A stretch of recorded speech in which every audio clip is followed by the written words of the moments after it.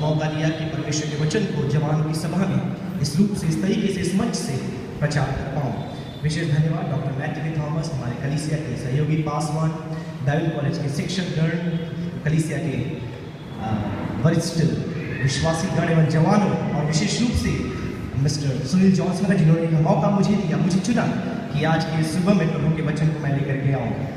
आइए हम आज सुबह के अल्प समयकालीन मनन के लिए हम परमेश्वर के वचन से इफिसियों की पत्री उसके 3 अध्याय से हम देखेंगे। मैं चाहूँगा यदि किसी को मिले तो उसकी 16वीं आयत को पढ़ने की सहायता करें।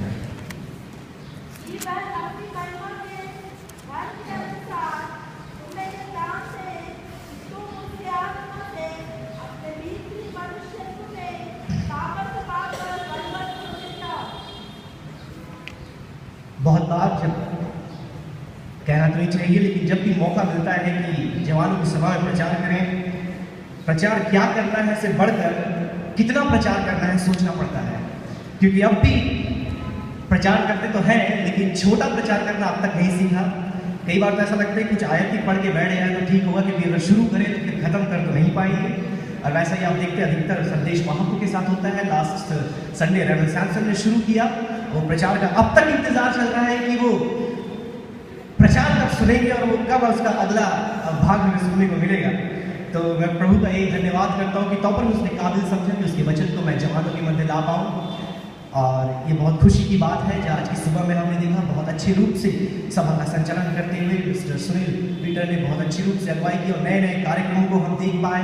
लोगों का उत्साह, उनका उमंग देखकर बहुत प्रसन्नता होती है। और वो जवानी का जोश जो मिस्टर शमी सिंह ने हमारे बीच में बताया कि जवान इसलिए नहीं कहते कि वो उम्र में कम है या फिर जवान है, परंतु उनके अंदर जो जज्बा, जो जुनून है और जो एक जोश हम देखते हैं वह हमें जवान बनाती है। तो फिर इन दिनों में जब हम बहुत सारे संदेशों को बीते हफ्ता में हमने सुना, कलीसिया की विशेष रूप से पारिवारिक जब सभाएं चल रही थी, हमने संदेशों को सुना, फैमिली कॉन्फ्रेंस है, कैसे हमने बाहरी मनुष्यत्व को कहना चाहिए कि हमारे हाव भाव को, हमारे व्यवहार को, हमारे शरीर को, हमारे एक दूसरे के प्रति जो हमारी प्रतिक्रियाएं हैं उनको बेहतर कैसे बनाना है। इन सारी बातों के मध्य में जब ये प्रचार चल ही रहे थे, और हमारे प्राचार्य महोदय ने जैसे फैमिली कॉन्फ्रेंस के पहले ऑफकोर्स ये कहा था कि इस सत्र में या इस ऋतु में हम इफिसियों की पत्री के ऊपर से मनन करेंगे, प्रचारों को सुनेंगे, शिक्षाओं को सुनेंगे। तो जब मैं इफिसियों की पत्री मनन कर रहा था और फैमिली कॉन्फ्रेंस का संदर्भ था, मन में मेरे एक बात आया कि बाहरी मनुष्यत्व के बारे में हम बहुत बार सुनते हैं, और आज की जो दुनिया है वो देखा जाए तो एक तौर पे आपके बाहरी मनुष्यत्व को कैसे बनाना है, इसके लिए इनफ कहना चाहिए, पर्याप्त बातें आपको बताती है। इटारसी में तो पता नहीं, लेकिन यदि आप दिल्ली में जाएंगे आपको हर मोड़ पर एक जिम मिलेगा, ना केवल पुरुषों का परंतु स्त्रियों का भी, जहाँ पर लोग जाते हैं, अपने शरीर को बनाते हैं, एक्सरसाइज करते हैं, वेट लिफ्टिंग करते हैं, खा कर जो चर्बी बढ़ाई है उसे फिर मेहनत कर करके घटाते हैं।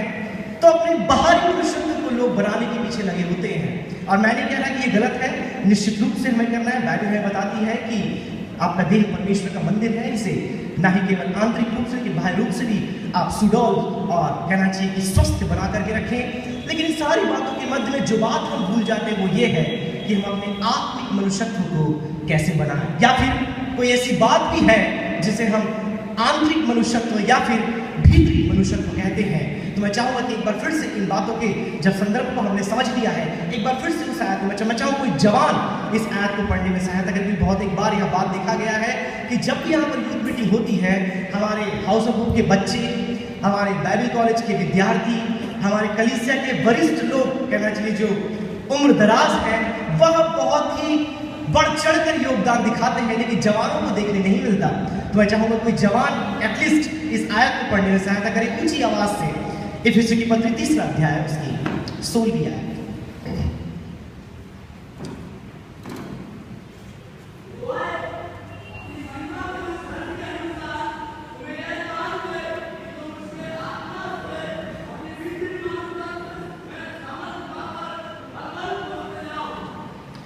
अब प्रश्न ये उठता है कि भीतरी मनुष्यत्व क्या है।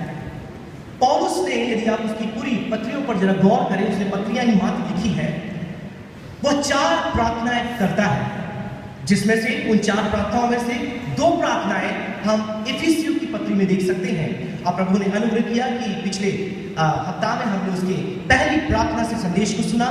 और यह जो अभी परिच्छेद हमने पढ़ा 16वीं आयत, यदि आप उसे गौर से देखिए तो यह पौलुस की दूसरी प्रार्थना है जो इफिसियों की नामक पत्री उसके तीसरे अध्याय में दर्ज की गई है। और यदि उसकी पूरी प्रार्थना का सार यदि आप निकालने का प्रयास करें कि आखिर वो किस बात को इफिसुस की कलीसिया को देना चाहता है या फिर विश्वासियों को या विश्वासियों तक पहुंचाना चाहता है, तो आपको मालूम चलेगा कि विश्वासी अपने आत्मिक मनुष्यत्व में या फिर आंतरिक मनुष्यत्व में, भीतरी मनुष्यत्व में सशक्त हो जाए, मजबूत हो जाए। लेकिन इससे पहले कि आप अपने भीतरी मनुष्यत्व को सशक्त बनाएं, मजबूत बनाएं, बलशाली बनाएं, हमें यह जानना है कि भीतरी मनुष्यत्व क्या है, या हमारा आत्मिक मनुष्यत्व जो हम बातें करते हैं वो क्या है। क्या ये हमारी आत्मा है, क्या ये हमारा मन है, या फिर ये हमारा दिल है? कोई बताना चाहेगा कि ये भीतरी मनुष्यत्व? फिर से मैं जवानों को ही कह रहा हूं, अब ये ना सोचे कि केवल जवानों के लिए प्रचार करने के लिए चाहता कि वो योगदान दे, वो इसमें सम्मिलित हो, इसमें इन्वॉल्व हो। क्योंकि कई बार ऐसा होता है कि जब तक हम इन्वॉल्व नहीं होते, प्रश्न दिमाग में नहीं आते, वचन दिल में नहीं जाता, वो मानो बाउंसर के समान सर के ऊपर से उड़ जाता है। मैंने पिछली बार सैमसन के प्रचार के बाद एक जवान को पूछा कि क्या परिच्छेद से उन्होंने प्रचार किया, क्या आप बता पाएंगे? तो समस्या ये हुई कि उन्हें परिच्छेद बता पाए, ना ही बाकी की बातों को। तो प्रयास करें कि इस प्रश्न का उत्तर आप दे पाएं कि ये भीतरी मनुष्यत्व, जब परमेश्वर का वचन हमें पूरे बाइबल में कई बार इस बातों को बताता है कि अपने आंतरिक मनुष्यत्व में सशक्त हो जाओ, तो ये आंतरिक मनुष्यत्व क्या है, ये भीतरी मनुष्यत्व क्या है? ऐसी कौन सी बात है जिस विषय के लिए पौलुस प्रार्थना कर रहा है? यह सांसारिक आशीषों के लिए नहीं, भौतिक आशीषों के लिए नहीं, हमारे आर्थिक उन्नति के लिए नहीं, परंतु प्रार्थना उसके भीतरी मनुष्यत्व के लिए है।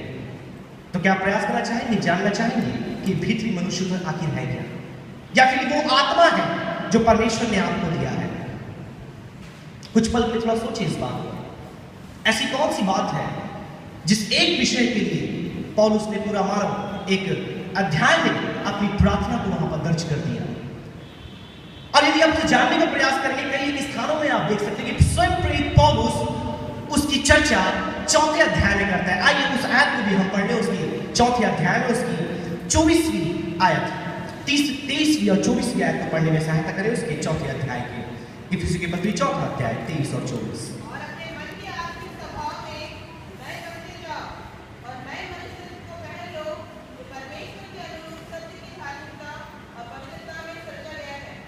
जवानों, नए मनुष्यत्व को पहन लो जो कुछ और नहीं परंतु परमेश्वर की धार्मिकता और उसकी पवित्रता है।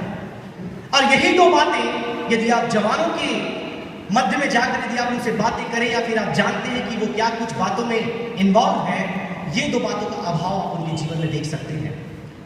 और जैसे खुले रूप से पास्टर विल्सन ने भी ये बात कही, यदि कोई कहता है कि हमने पाप नहीं किया तो ना केवल झूठा है परंतु अपने आप को जताने का प्रयास करता है कि वो दूसरों से बेहतर है। लेकिन जब हम अपने जीवन को देखते हैं मेरे प्रियो जवानों, आज की सुबह में मैं चाहूंगा कि आप इन दो बातों को जरा ध्यान दें कि आपके जीवन में धार्मिकता और पवित्रता है।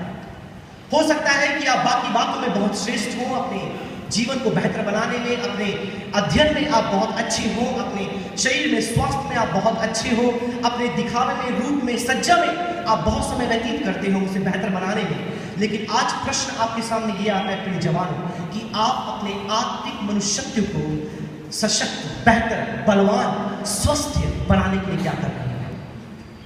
और कई बार जब हम सुनते हैं प्रचार, हमको लगता है ये तो आत्मा की बातें हैं, आत्मा हमें बनने में सहायता करेगा, ये मन की बातें हैं, मन को हमें शुद्ध करना है। लेकिन आज जब दो शब्द आपके सामने दिए गए हैं, धार्मिकता और पवित्रता, आप इन दो बातों को थाम लो।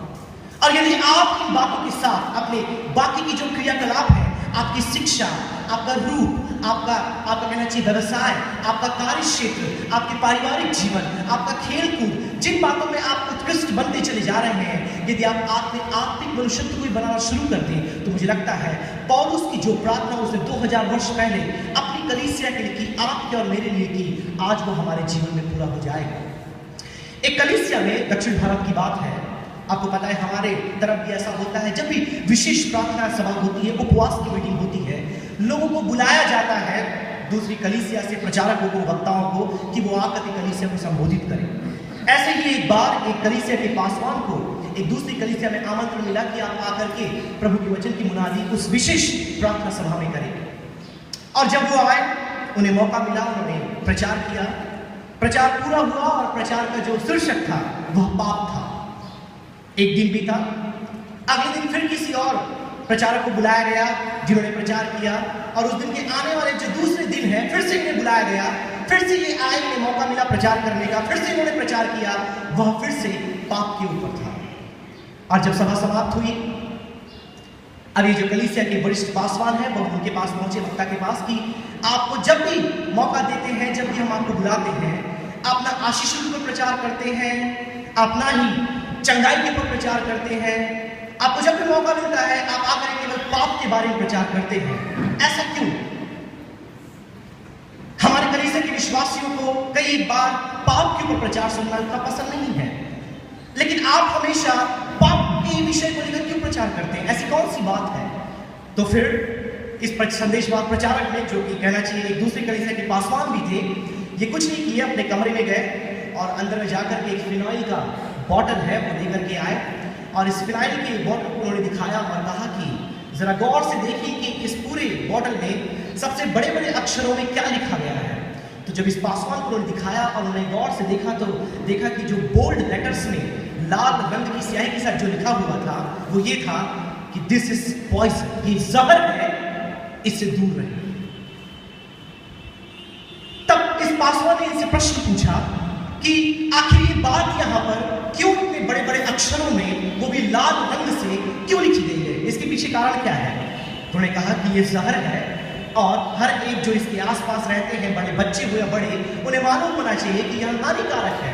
तो उन्हें बताया कि जब फिनाइल का निर्माण किया गया था, पहली बार इसे बनाया गया था, जब उसमें कुछ भी ऐसा लिखा नहीं गया था, लोग इसका इस्तेमाल करते थे, और जब बहुत से लोगों ने गलती से इसे हाथ में ले लिया या बच्चों ने पी लिया या इसको उपयोग कर लिया, और जब लोगों की मृत्यु होने लगी, तब उसके बाद कंपनी ने यह सोचा कि इस पर यह खतरनाक है या जहर है और दिस इज पॉइजन लिखना शुरू किया गया। तो आज भी हम ऐसी, उसने पास्टर ने ये कहा कि आज भी हम ऐसी दुनिया में रहते हैं जब सबसे ज्यादा हम जिस बातों में इन्वॉल्व हैं उसके बारे में सूचनाएं हमें नहीं दी जाती। आज के हमारे जो जवान हैं जब संसार में होते हैं हमेशा वह पाप के संदर्भ में होते हैं, और आज जो सूचना, जो प्रचार में दिया जाना चाहिए वह पाप के संबंध में है कि कैसे हम पाप से बचकर अपने आंतरिक मनुष्यत्व को बलवान बनाते हुए इस दुनिया में आगे बढ़े। मेरा समय समाप्त हुआ मेरे प्रियो। यदि परमेश्वर ने चाहा तो हम और आगे इस धार्मिकता पवित्रता के बारे में जानेंगे, लेकिन आज के लिए आप इस बात को ध्यान में रखिए, अपने शारीरिक बातों से बढ़कर आप अपने आत्मिक मनुष्यत्व को सुसज्जित करें, उसका निर्माण करें, उसे बनाने का प्रयास करें। जब आपने देखा कि कैसे हम इस दुनिया में जब रहते हैं पाप हमारे चारों ओर रहता है, हम पर प्रभाव डालता है, और प्रतिदिन हम पाप के प्रभाव से बचने का प्रयास करते हैं, इसका हमारा उद्देश्य यही है कि हम उसकी धार्मिकता और पवित्रता को पहन लें, ताकि हम पौलुस की प्रार्थना के अनुसार अपने आत्मिक मनुष्यत्व में बलवान होते चले जाएं। परमेश्वर इस वचन के द्वारा हम सबको बहुत ऐसे आशीष दें।